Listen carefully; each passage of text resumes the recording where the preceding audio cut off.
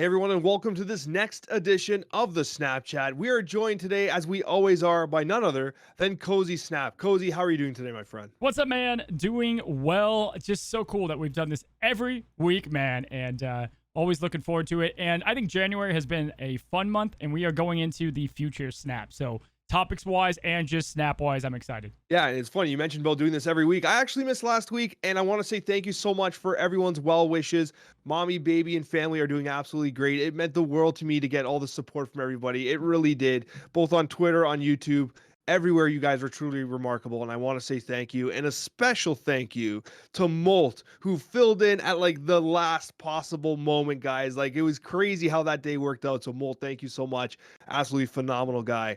And Cozy, I'm so excited for this conversation today because we're talking about some serious topics on this channel here. We're going to be talking about predicting the incoming card nerfs. We have a patch coming out potentially on January 31st. That's the battle mode, and there's some hype around the potential balance changes as well. We're also going to talk about our favorite and most hated locations, and then we're going to talk about the most annoying cards in Marvel Snap. Cozy, what are we talking about on your side? Yeah, buddy, it's good to have you back. We're going to talk about the worst cards right now in Marvel Snap, January 2023, and talk about which cards we want to see buffed, and we're going to rank all of the new cards that have come. So December and January, that was a great discussion. Which ones you should buy when they dip down to pool 4, or should you wait till 3, or do they just suck? And then we've got the core essentials to be better at Snap. I gave scenarios to Alex. Would you snap in this moment, or would you retreat? And it was honestly something we need to do in the future because it was that much fun, bud, and enjoyed that a ton. But I'm looking forward to the topics that we have here.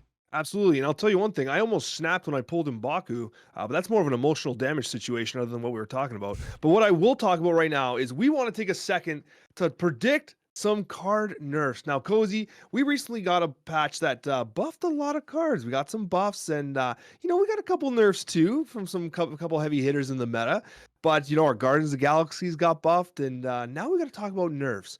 And what I will preface this by saying is that, like, let's admit, like, Marvel Snap is pretty balanced, right? Like, it's a pretty well balanced game, but there are a few cards out there that might need a little bit of a bonk with a Nerf hammer. And Cozy, I want you to hit me with one. Yeah, it's funny because I think they're starting to get rid of the ones that are super obvious, right? Like super, like these need to go, and they're going to start going into the territory of like, man, I like that card though. It happened to me with Arrow. Still stayed great, but these are just probably a bit overtuned. And the first one I want to start out with, there's a lot to talk about today, but the first one I want to start out with is we always go back to the 2-cost talk, right? 2-cost is such an important one. They've nerfed a ton. They've helped a ton.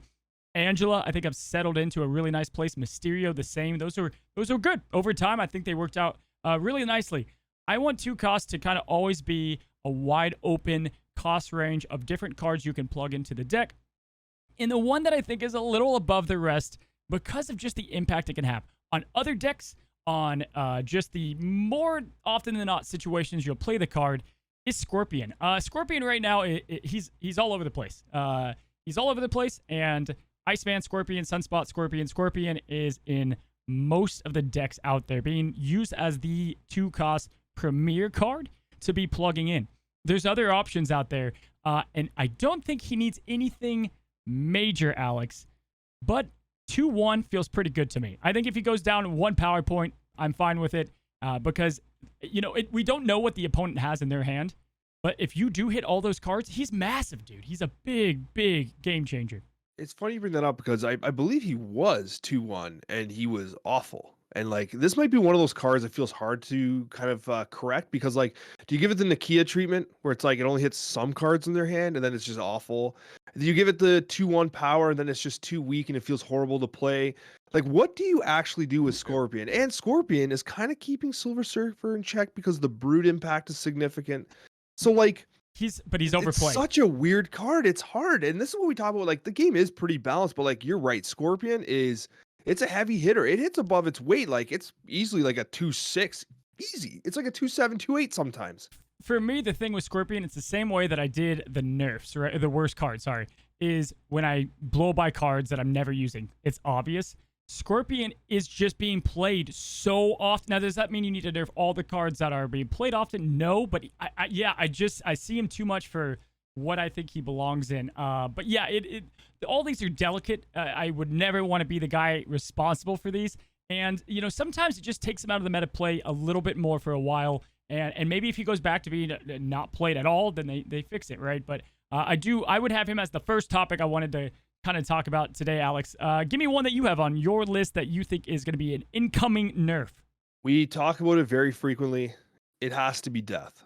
I think Death is one of those cards that, especially with the amount of locations that just benefits Death now, like I feel like every location is like, oh, Destroy works great. Death's a free card now. Like it's happening very often, and I still think this card might just be too good.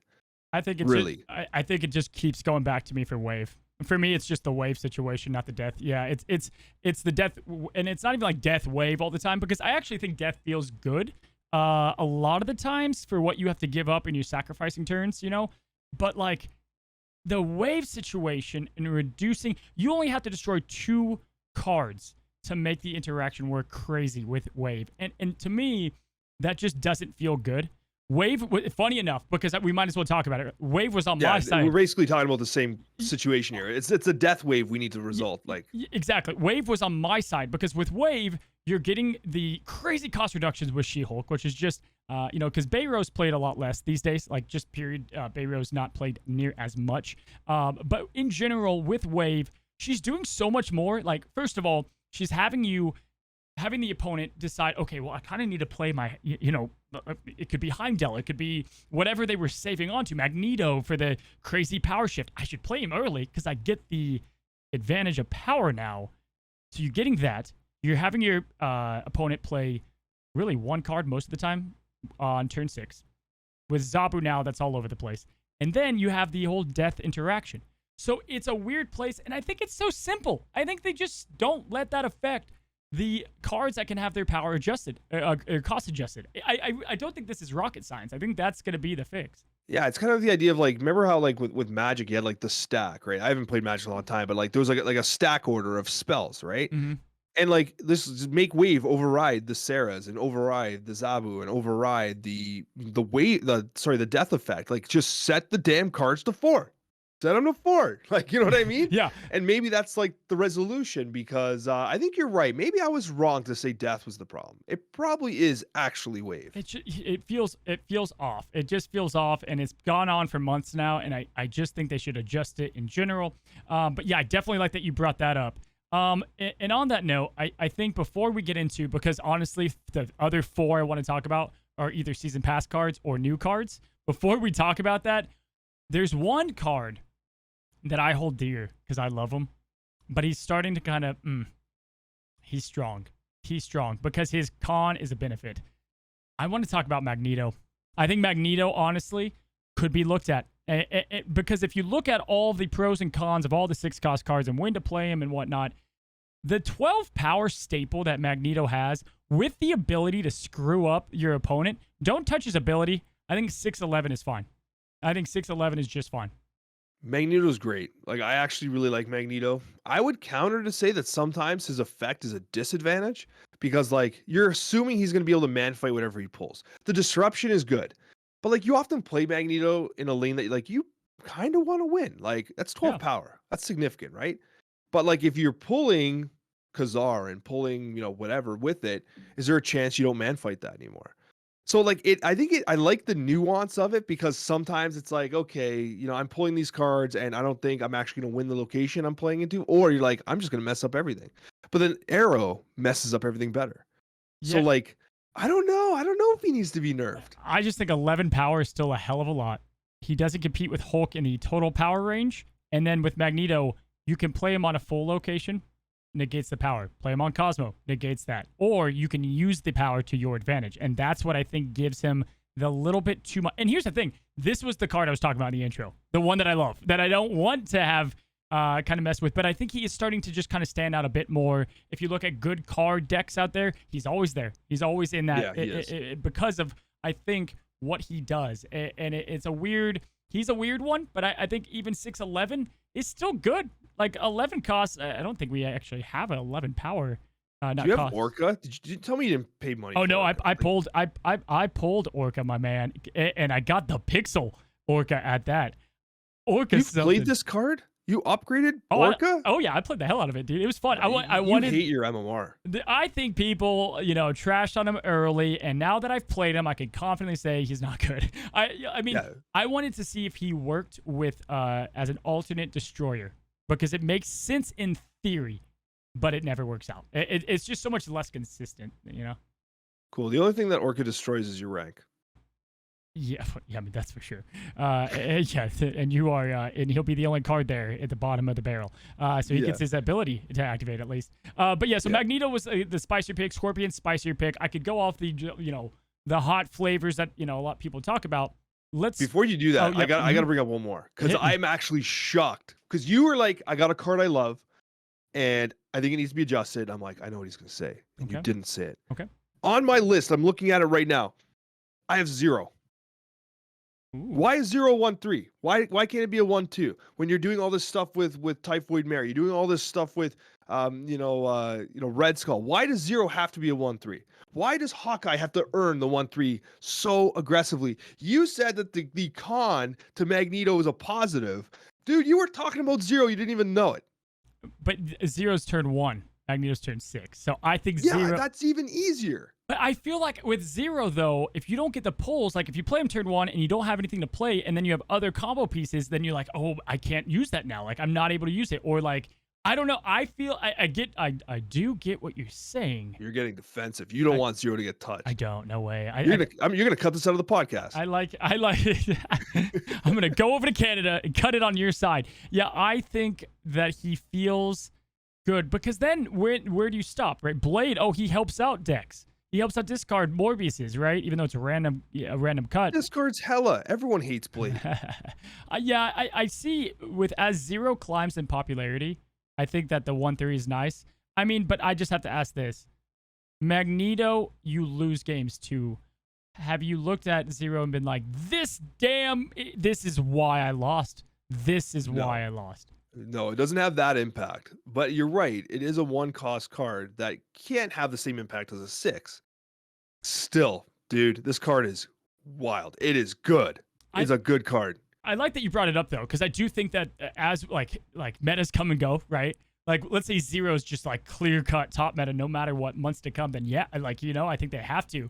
This was deep cut too, by the way. Like good job. I'm excited that I can tell you I was not expecting 0, and that was a fun one to talk. I like it. We'll have to see. I want to hear what commenters have to say. How do you feel about 0 for you guys? But Alex, what about season passes? Right, Zabu, Surfer. To start us off, which one's better in your opinion? So I've been playing a ton of both Zabu and Surfer, and I gotta tell you, and I want your opinion too, and I'd love for the chat and comments to kind of get in on it as well. I think Surfer is definitely better than Zabu, and I don't think it's close. And I know that might be a hot take. Here's why. Zabu, if you don't pull on turn 3, feels just awful. Everything feels terrible. You have until turn 6 to pull Silver Surfer. And so your combo piece, you can play later in. You can make easier decisions on snapping and retreating. With Zabu, Zabu might be easier. If you don't have it on 3, you could walk if they snap. You probably do walk if they snap. We just talked about that. And if you have it, you snap. But drawing something on turn 3 is very different than waiting until potentially having it on turn 6. And I think that's the major difference from like a pure tilt factor. And I think that the play pattern on a Silver Surfer deck is much more straightforward. I think that the burst effect is incredible.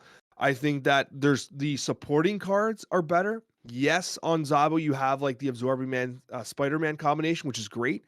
But with Silver Surfer, like seriously, you could solo win a lane with Storm Juggernaut. Like it's like Storm Juggernaut one lane, Brood another, and the game is already like insanely in your favor.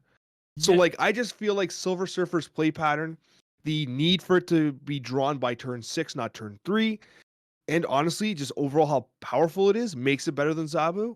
It also makes it a Nerf candidate. Yeah, so I'll start off by saying I think they both need to be adjusted. I do. I don't care if money was spent on them. Yeah, that's tricky, but they're gonna still be good cards. They're not nerfing them to the ground. I would say I think Zabu might be better at top in play. Like top in play. I by a good like Zabu and the things that he can do if you have every card in the game, let's say, or if you have Darkhawk even, which we'll talk about here, Darkhawk Zabu is just so incredibly insane that it can win even without the guy, right? But as far as just getting consistency, I do love how easy Silver Surfer is. And I would agree I think Surfer is fantastic. They're both really good cards. You did bring up a good point of you need Zabu. But Zabu feels a bit kind of like Mr. Negative in the sense of like you leave or you stay and you get the huge cube win. And it's interesting because with Zabu, there is decks you can make that consistently get 2 cubes, 4, and 8, right? Guys, Spider-Man Absorbing Man is cool and all, but you're going to get like 2 cubes. Like it's most of the time, it's not that crazy because your opponent's gone. When you leave them no choice, there's nothing they can do at that point, right? And they're just going to leave. Whereas Silver Surfer, he's starting to get to that area when I see Bruise and yeah, like kind of what you said, it's like, I'm out of here, right? But because there's a lot of 3-cost cards that fit into other decks, he can be tricky to know if he's going to be played on turn 6 or if they even have him. Or Zabu, you're looking right at him, and you have a lot of turns to counter that, right? Like you have a lot of turns to Enchantress or Rogue. I think at top end play, Zabu, but Silver Surfer is insane. They're both great cards. For Surfer, he is super tricky. If you give all 3-cost cards plus 2 power and you make them like a 3-1 or 3-2, does that feel right? I mean, it's hard to say. Like, it's one of those things like I guess internally, second general would have win rate kind of information on him. This card's winning games though. I mean, it's definitely. And I wonder if it has to be like a 3/3 that does a +2. And then you have to play, then you're incentivized to play like a Killmonger Nova combination to make up for that difference, right? Which I've been doing, by the way, and I think it's an amazing combination. So I think there's creative ways that you can work around it, but I do think it probably does need an adjustment. +2 power across the board, I mean, probably makes sense. I mean, Nova was basically that in beta, right? So like we've seen massively sweeping changes to these types of cards, but the pay element to it's interesting. The idea that this is a paid card on a battle pass that suddenly gets nerfed. Do they nerf it as it goes to the general public?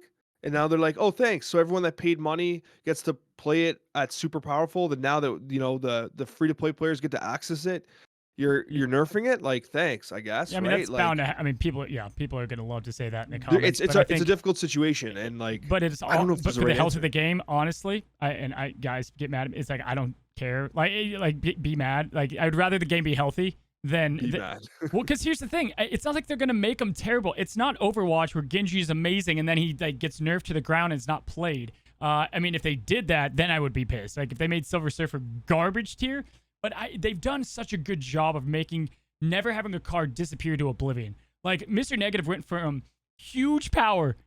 What's he? I'm blanking off the dose level. It was 4-4 maybe, 4-3, whatever it was. I forgot. And he went down to -1, and everyone was like, "Oh my gosh!" Right? And he's still playable. Yeah, very playable. Yeah, he was a 4-4 for the longest time. Exactly. So Bishop was a 3-2. He was basically the auto include in every single 3 slot. Angela was a 2-1, auto include in every 2 slot. Yeah. So yeah, you're right. It's this careful balance though of like Darkhawk, for example. You don't want to. He does need to get nerfed, but you don't want to nerf too quick. But you also don't want to nerf when he drops, because then it looks like you're just rewarding those that paid, right? So 100%. I will stand on the side of I want the game to be healthy. But I do think that he's not going to be a terrible card. He'll be one that you can plug in and was still worth all the resources you got, and getting to play him early and everything on top of that, I think feels. Yeah, and one thing you mentioned prior to that's really interesting is you hit it perfectly when you said that Zabu probably has a higher skill ceiling, and I think that in the hands of like a truly talented player, Zabu is incredible because like the play pattern is very unpredictable with Zabu. Are they going to absorb man? Are they like, what are they going to do with the Zabu? Are they setting up a Wong play? Like, what is it? There's so many variations. Whereas Silver Surfer has a much more predictable play pattern. So I think that's why you might see like, oh, this guy plays Zabu, and like you really don't quite know what you're gonna get hit with. Yeah, that's why. Whereas Silver Surfer, you start seeing the pieces fall.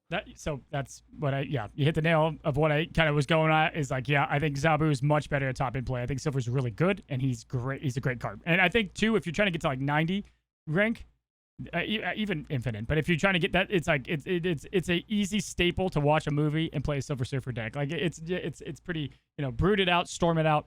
But yeah, those two. The Surfer. Oh yeah. Did I say new meta? Yeah, right. No, could you imagine? But with the next card I want to talk about is going to be Darkhawk, And I think that this one's pretty easy, guys. Darkhawk, insane, great card. I actually don't play him that much just because I'm doing other things with other test builds. But he's Another insane. classic cozy variant flex, by the way, here. But this one's not even like the best looking one. I saw it and I was like, I gotta grab it. Darkhawk, honestly, I think you said on my side that you wanted him to be a 4-0. I don't love that. I think I would rather, because like, dude, he still has so much power. I would rather him be like a 5-3-ish, and kind of what they did with Devil Dinosaur. That treatment, per se, feels right. Because the biggest thing you take away is the whole Zabu thing with him. That's got to go. I think he's got to become a 5-cost, man. I really do. The other side, and I think people might hate the fact that I say this. So there are some cards that have ongoing abilities that aren't ongoing effects. So you have like Collector, right? Who it's kind of like an ongoing, but it doesn't actually count. Of course, yeah. Whereas Morbius is a true ongoing. This is an ongoing card. Yep. If you get rid of the ongoing section of it and just that this card gains +2 power, it's like a bit of a cheat that it exists in this game, eh? It prevents the Mystique copy. Tell me, is the problem Darkhawk, or is it the fact that you can Mystique it at near identical value? I mean, it's like the difference between Devil Dinosaur and Mystique. That's a 3-power difference. That's enough. That Mystique on the Devil Dinosaur isn't quite as worth it. Well, that's where I think right? the 5-cost would just solve it, in a sense. But Darkhawk is just value, bro. He's just value. It's insane. He's and it's like Rockslide, whatever. Black. You could do Black Widow and Korg, and it's the same effect, man. It's still such a good opening combo that you're also benefiting from. So I think the 5-cost would feel better. But yeah, the Mystique play too. That's the insta snap, right? Like that's like you're done. But I do think the biggest problem with him is the Zabu play. That to me, that's what feels the like, because you're already getting Rock Slide, you're already getting a Wong Shuri. Like, dude, I can't tell you how many times I've done Wong Shuri into Rock Slide, and then I'm like doing all these massive power moves, and then I'm like, oh yeah, and I'm beefing up my last play here with this guy. It's insane, right? He is obviously, guys. This is a card that I don't want to see happen again with Pool 5. I don't want to see something this value centric. Having to wait the 2 months, I think he's one of the leading. Him and Shuri. Shuri missed the mark. Darkhawk, as far as like when, how great she was, and for that matter, to be honest, Shuri, if we're gonna look at her, someone who plays Shuri every day, just make her a 4-0, and I think she's fine. I think 4-0 feels good. You get her ability. She doesn't need power, man. She doesn't need power. She needs no power at all, and the double card power at that's insane. Yeah, and I think that like with Shuri as well, like there's the pattern recognition straightforward, like for the retreating element, so I think it feels okay too. With the 5-cost Darkhawk, you still have the opportunity to play a turn 6 Mystique into something else as a 3-cost. I really like that solution. I think one of the powerful elements of the Darkhawk deck is the disruption as well, because Shuri doesn't have that. Shuri doesn't have the playstyle of, well, I just Korged you, I just Black Widowed you, I just, I rock slided you, and now you're full of rocks. And look at this, I just played Odin on top of it too, right? Like it's like there's so many ways to really disrupt your opponent with Darkhawk, and Shuri doesn't really do that. And one of the best plays I think with Shuri is the Shuri Vision, because then you could like move and dodge the Shang-Chi a little bit. And other than that, though, there is a clear answer. There is a very clear answer. I mean, you could Shang-Chi Darkhawk too. You could Rogue Darkhawk. You could Enchantress Darkhawk. There's tons of counters, but it does feel more oppressive, doesn't it? Oh, for sure. Yeah, I think it's being obviously played too. Like you can just look at top and play. Like if you anything past infinite rank, you have one-sided camp that's once I get infinite, it's like I just want to play fun decks. The other being Molt, we're just talking about this. But then the other half, it's like if I want to keep climbing, it's like a lot of them right now is Darkhawk, Zabu, Shuri, that action right there. So those would be the ones that I would nerf. I think, man, we really covered great cards there. I don't have any more on my side as far as obvious. Yeah, I have I have on my list Leader. I have one I'd like to throw out. I got one more that maybe is worth talking about.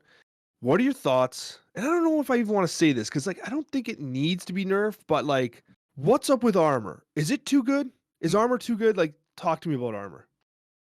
I think armor's played a lot. It is. It's one of those cards that becomes an auto include, doesn't it? Like it feels really, really strong.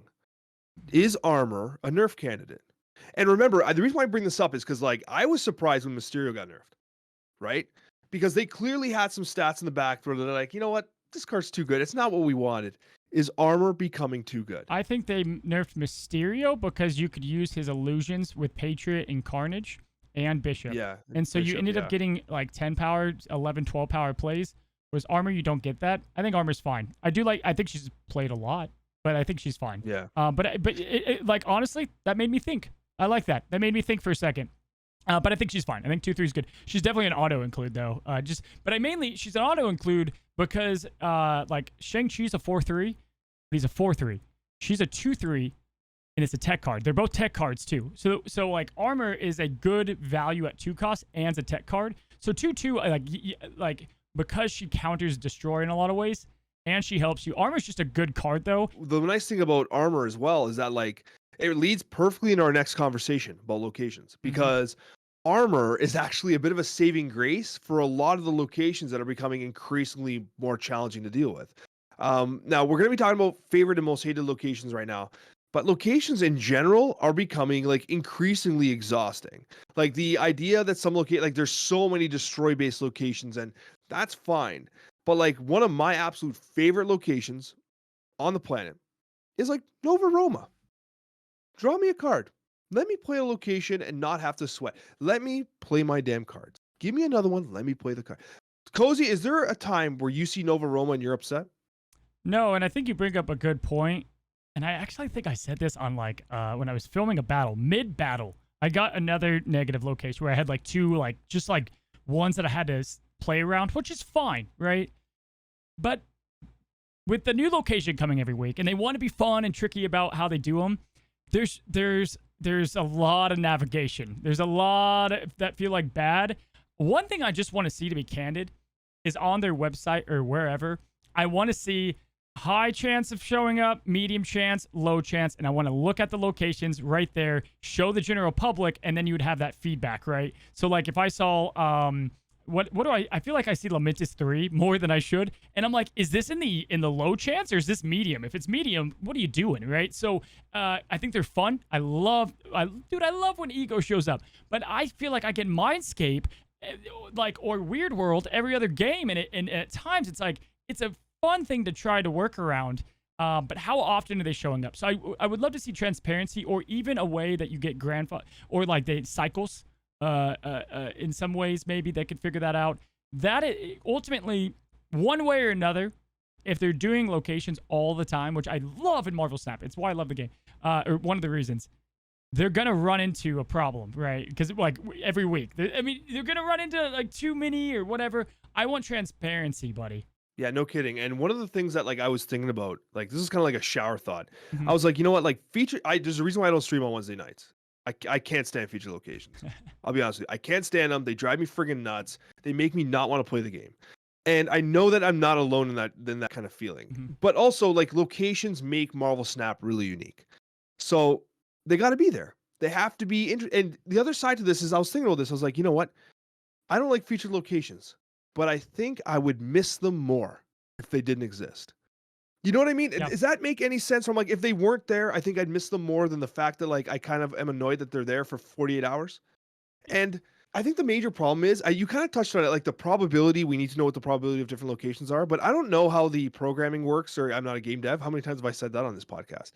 But wouldn't it be kind of a good thought process to say, okay, what if we make it so that there are certain buckets of locations that can only exist in one game? You can't have 3 negative locations. One of them has to be a semi-positive one, like I don't know, there's like got to be Nova something Roma or whatever. There's got to be something that does that, right? 'Cause I can't tell you if I've ever had like, I don't know, Bar with No Name, Sanctum, and then like I don't know, Ego, or what, Luke's Bar, right? Like I think it exists maybe, but you're like, I don't know.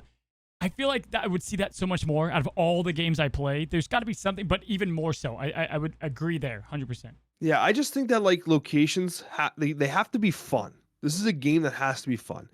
Locations can't be exhausting. And I feel like we're starting to hit that point where some of these locations are exhausting to play around. Because Marvel Snap's a 3-4 minute game. A lot of us are playing a lot of it. Some of us are playing it on the can, just have a couple of rips. That's fine, right? We can do that. That's the beautiful thing about Marvel Snap. But when you're playing for like, you know, good sesh, good hour, whatever, and you have like locations that are constantly exhausting, I think it detracts from the experience. Yep. And I can't be the only one that feels this way because like I keep saying Nova Roma. Just draw me a card. So Let me play on a location. Nova's your favorite. Let's just do a couple favorites and most hated. And we'll go. Let's start with favorites. You have Nova. I like that. I would say Sinister London. Like the ones that if I see, I could have bad cards, combos, all of it, and I'm like, I'm staying, right? Like, if I have a bad opening and they snap turn 1 and Bar Sinister's there, like, I'm doing it. I love Bar Sinister. I want to see some madness happen, right? Like, Bar Sinister, Sinister London would be the 2 for me that I'm like, hell yeah. What are the ones that stick out to you immediately? I don't know why. I've always liked Fist Tower. I think it's kind of interesting. I've always liked the mechanic. Also, I'm a huge Polaris fan. Like I play Polaris in so many lists, so I've always liked that. I mean, there's the thing about locations is they're so varied. There's so many of them. I like Muir Island. That's Muir Island's the +1 one, right? Yep. Yeah, the Raft's the other one that you want to fill as well. But Muir Island's really cool. Raft is interesting. I think it creates a lot of interesting dynamics in the game. I wouldn't say it's my favorite by any means, but I think Raft is interesting. I think Altered Death is just fun, dude. I don't like it. Dude, doing a future location was tough, but it's so you're creating an electro each turn on a random game. I think it's kind of fun. Yeah, but you're destroying cards again. Oh, well, you're just destroying cards again. But do you hate all negative locations? Because another one I would say is Bar with No Name. I actually think is a ton of fun as long as the other neighboring locations are there too. Because it's such it makes it different in a good way. Yeah, sometimes. I think Bar with No Name is really interesting. I have no problem with Bar with No Name. But Altar of Death, I can be without. Okay. And that's fair. For me, it feels like it makes everything a ramp deck in sorts. So but it comes with a potential punishment. But I do get that where it destroys your card. Titan, I think Titan's great, dude. Just even Titan's great. Yeah. Elysium is up there as being one of my favorites as well. You get Elysium, like everyone's just enjoying. Yep. Titan's a good example of that too. But what's the one talking about negatives? What's the one that does the +1? Is it Dreamland? Does the +1 turn 5? Oh, my most hated location in this game is Dream Dimension. That's true. That's it. I hate I don't know if it's my number 1, but it is Dream Dimension and Mindscape. And Mindscape in the right games are fun. I feel like I see Dream Dimension so often, and it's the biggest problem with Magic, because if you're forcing me to play Magic on 5, it just ruins that card, and a couple others. But yeah, Dream Dimension, man, I wish that one didn't exist. That's on the top. That's near the top of my list of like, I just wish that one did not exist. And even with it, like, what is the design purpose? Like, what is Dream Dimension attacking? Like, is there really a point to it, or is it just pissing everyone off? Right? And that's where it's like, I want to see the analytics, man. Yeah, so those are fun. I like Grand Central. I think Grand Central's interesting. Oh, come on. Grand Central's tilting. So I like it because here's the thing, right? Like, I don't like the random, like, Sakar, and you're like, cool, they got this, I got that.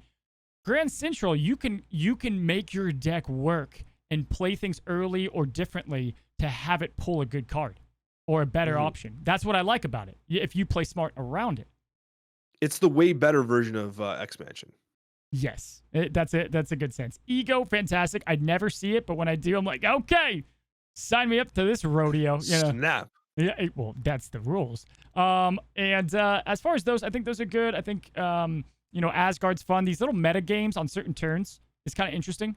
Limbo turn 1, dude, sign me up. Or Limbo turn 2. I'm like, all right, this is now a 7 game for both of us, So those are my favorite, and I think we covered a lot of the most hated in that as well. Yeah, I think if I had to really pick like the one that I enjoy, it's probably either Nova Roma or Elysium. I think those ones like just feel great. If we move on from this topic and not bring up Subterranea, No. I don't think the comment section would ever forgive us. Dude, they call me the Rock King, bro. Like I am a collector of rocks when Subterranean comes up, man. It is so frustrating. I hate that. I hate that one.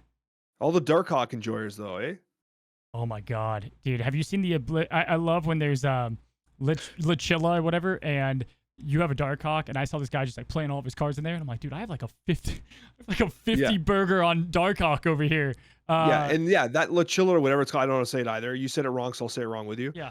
That one I like compared to Subterranean, because that one you have player agency, much like you were talking about with Grand Central. Whereas like X-Mansion's just like, there's their Infinite, enjoy your Iceman. The Iceman's a good pull. Like, Right. you know what I mean? For sure. Like, so I really like the idea of having that agency of when rocks enter your deck, as opposed to subterranean just be like, F you, like, you know Right. what I Yeah, mean? yeah, 100%.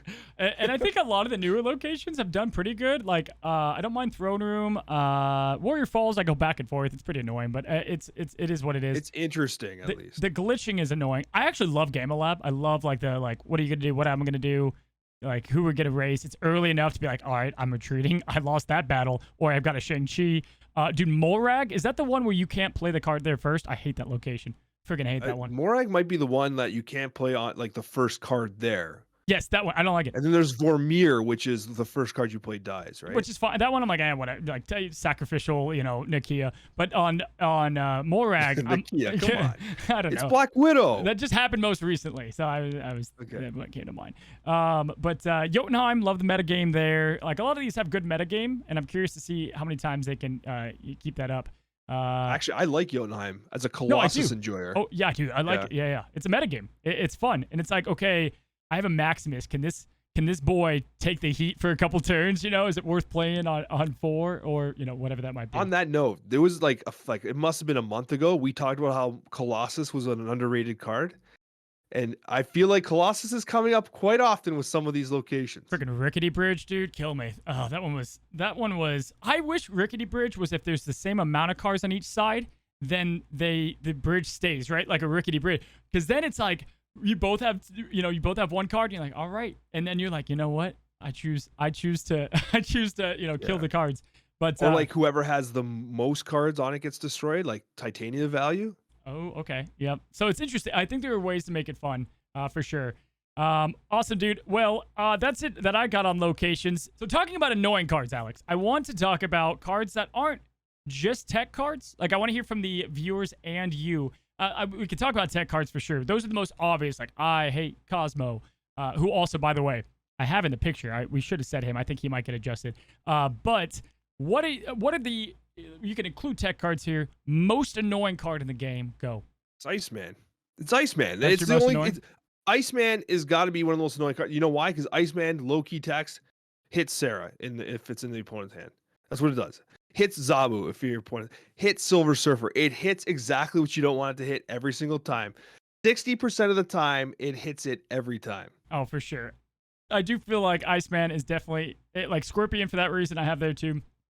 Just those Iceman Scorpion. It's 1 and 2. Yep. 1 and 2 on my list. I like Iceman. I like, for number 1 card, I would say the number 1 card that I see when it's played, right? Like, just existing, I'm like, it's fine. And then it's played, and I'm like, I hate everything. And it's because I love combos, bro. I love them. Leech, man. God, I hate that alien. Mutant, sorry. I like, Leech to me. And the main reason why is it because as a content creator, I've got this play, man, that I have, and I'm like, this is gonna be the highlights on my video. Leech. Done. Yeah, every time. Every time, man. Leech is definitely, for a reason, up there on my list. And I actually have a hate for, and it's a card that like has its purpose and value, and it's definitely like not overpowered. But we're talking about cards that are annoying, man. This mother trucker, man, Hobgoblin. The amount of trucks. I am, whew. I spared the students that of yours that might listen to this. Hobgoblin can get me sometimes, man. He can get me, dude. Yeah, he's a great card. He's annoying as hell, especially when you consider the Daredevil combination. It's so smooth. Sliding into that 4th spot in that location you need to win. It's so painful. Well, it's a Green Goblin comes out in 3, and you're like, okay, I'll work around it. Turn 5, this guy comes. You're like, well, that location's lost, and I have 1 turn to make it up, or the combo's done. He's up there on like the non-tech card list. That just annoys me. What about you? You know what? I'm gonna say this might be a hot take, but I am annoyed with Mystique a lot. Like, Mystique feels like such a good card, and I'm like, of course they had the Iron Man Mystique. Of course they had the Patriot Mystique. Like, talking about cards that just annoy me, Mystique has got to be so high on the list. Every time I see Mystique come out on the other side of the board, I'm so pissed off with it. It just pisses me off. I'm like, of course you had Mystique. Bro, first of all, talk about Mystique. I just got my beauty. Oh, that's nice. Got my Inkified. Yeah, Mystique, I don't know if I hate Mystique. but yes, I mean she's good. Why she's good, I was thinking about this, is Absorbing Man can't copy twice. Like you don't get the double effect on Wong. Whereas like Mystique, you get it with Ongoing. You get what you need. You know, you get what you need. But I could see why people like just like good cards in general. Like I could see why people don't like her. On that note, talk about a card balance. It's fine, no big deal. It's when I see it, I just like I'm always like, damn it! Every single time, it's Iron Man. Iron Man, dude. I can't tell you. Every time, I'm like, I've won this one. This is my game right here. Yeah.